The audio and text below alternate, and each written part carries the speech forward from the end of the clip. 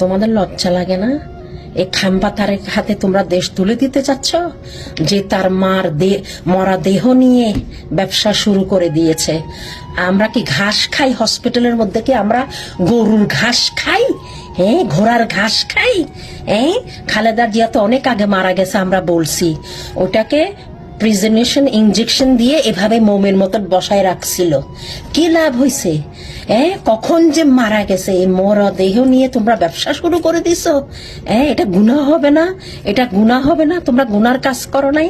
একটা মরা দেহকে ইনজেকশন দিয়ে টাটকা রাখার জন্য মোমের মতন করে রাখছো, মানুষকে ধোকা দিতেছিলা। এটা তো অনেক আগে সে মারা গেছে।